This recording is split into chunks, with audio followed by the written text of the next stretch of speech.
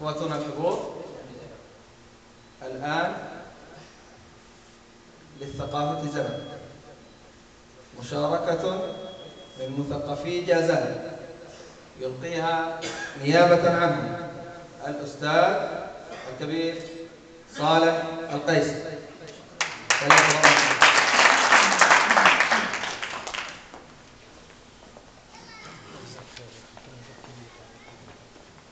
السلام عليكم ورحمة الله وبركاته، مساكم الله بالخير جميعا. وحقيقة لا كلمة للمثقفين بعد أن سمعنا رواد الثقافة من جازان، فلتسمحوا لي أن ألقي شيئا بسيطا على مسامعكم لعله أن ينال استحسانكم، راجيا من الله التوفيق. أبدأ هذه الكلمات بتحية طيبة لكم جميعا أيها الحاضرون، تحية معطرة برياض وشذا الورود، تحية في ليلة الوفاء تحمل للوفاء أجمل المعاني، ولفرحة هذا الاجتماع وهذا اللقاء أبعاد بلا حدود. أخوتي، كنت مساء البارحة مع أستاذنا القدير الأستاذ خيرات الأمين، واتفقنا على أن نحضر هذه الليلة تلبية لدعوة، وإذا به يفاجئني بعد عصر هذا اليوم ويكلفني بأن ألقي على مسامعكم كلمة المثقفين.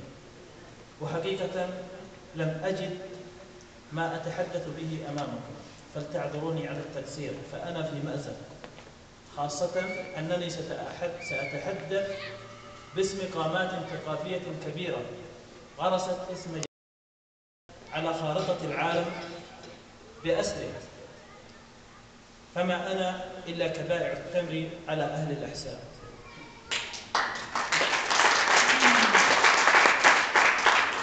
إن جازان الأدب وجازان الفكر وجازان الثقافة وجازان الإنسان وجازان التحدي بحاجة إلى تكافل تام من كل المراكز البحثية العالمية بحثاً عن السر الكامل أو السر الكامن في تميز ابن جازان.